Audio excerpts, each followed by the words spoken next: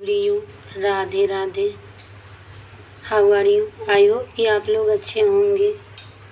Guys, Shri Krishna ji आप लोग पर दया की दृष्टि बनाए रखें, सदा खुशियों से झोली भर दे। गाइज, जैसे कि पता है हम लोग को कि हम सब मिलकर कृष्ण जन्माष्टमी 16 अगस्त भाद्रपद अष्टमी तिथि को कृष्ण जन्माष्टमी मनाए हैं। अब छठिहार कब मनाया जाएगा? तो जन्म दिवस के छठे दिन इनका छठिहार मनाया जाता है। तो 21 अगस्त भाद्रपद कृष्ण पक्ष चतुर्दशी तिथि को इनका छठिहार मनाया जाएगा। कल इनका छठिहार मनाया जाएगा। गाइज, छठिहार में जिसको जो जो चीज़ लाकर भगवान को अर्पित करना है कर सकते हैं, पर इसमें ज़्यादा विशेष नहीं। इसमें चावल और कढ़ी से श्री कृष्ण जी को, लड्डू जी को भोग लगाना है, गोपाल जी को। अपने क्षमता के अनुसार आप हर प्रसाद रख सकते हैं छठिहार में। जैसे एक इंसान का छठिहार मनाया जाता है, उसी प्रकार बाल गोपाल भगवान को भी छठिहार मना सकते हैं। चावल, तरुआ, पकौड़ी, जैसे प्याज इसमें नहीं पड़े कोई भी सामान में, और हर व्यंजन में तुलसी दल ज़रूर होना चाहिए। और इनका छठिहार शाम में मनाएंगे हम लोग। इनको नया वस्त्र पहनाएंगे, स्नान कराएंगे। जैसे अपने बच्चे को छठिहार मनाते हैं, नए वस्त्र देते हैं, शाम के समय मनाते हैं, उसी प्रकार कृष्ण जी, बाल गोपाल जी का भी छठिहार मनाएंगे।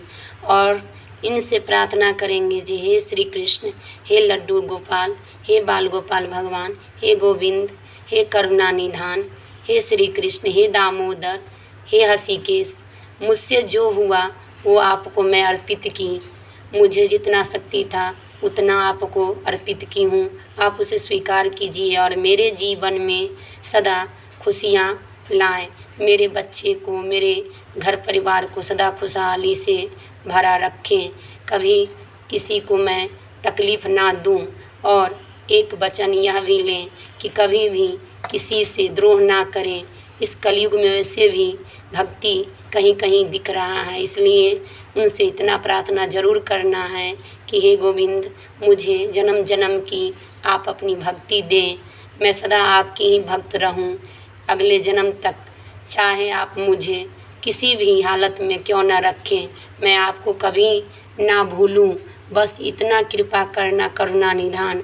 आप दया के सागर हो, मैं मझधार में फंसी हुई हूँ। आप मुझको उबारो हे श्री कृष्ण गोविंद, आप मुझ पर दया करो। मैं तो हार चुकी हूँ, मुझ में उतनी शक्ति नहीं है कि अब मैं पार जा सकूं। आप मुझे आकर पार लगाओ हे गोविंद, हे करुणा निधान, हे दया के सागर। ऐसा कहकर श्री कृष्ण के चरणों में छठिहार मनाने के समय उनसे प्रार्थना करें और उनसे विनती करें कि हमारे भारत के सभी नागरिक सदा खुशी रहें, कभी भी उनके घर परिवार में दुख की संकट पास भी ना आए। ऐसा कहें, इससे श्री कृष्ण गोविंद सदा आप पर कृपा और करुणा करेंगे। ऐसा कहकर श्री कृष्ण की छठिहार मनाएंगे। आपको जितना शक्ति हो, आपको शक्ति है तो इसमें ऐसा भी है कि आप दान पुण्य कर सकते हैं, और अगर शक्ति नहीं है तो दान पुण्य नहीं कर सकते हैं। इसलिए जथा शक्ति है उतना ही भक्ति करना चाहिए। ऐसा करने से श्री कृष्ण प्रसन्न होते हैं। इस कलयुग में गोविंद सब पर दया करते हैं।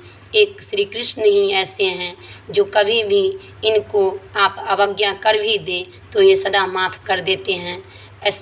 इस कलयुग में ऐसा कोई भी भगवान नहीं है जिन्हें आप पूजा कर रहे हो और आपको कोई गलती हो जाए तो वे आपको माफ़ कर दें। पर श्री कृष्ण ऐसे हैं, दयालु हैं, करुणा निधान हैं, जो आप कोई गलती भी कर दें तो श्री कृष्ण माफ़ कर देते हैं।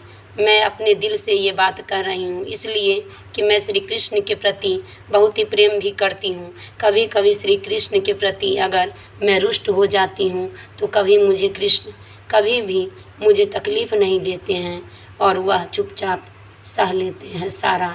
इसलिए इस कलयुग में श्री कृष्ण से बढ़कर कोई भी नहीं है, गोविंद से बढ़कर कोई भी नहीं है। बोलो राधे राधे, हरि बोल हरि बोल हरि बोल हरि बोल।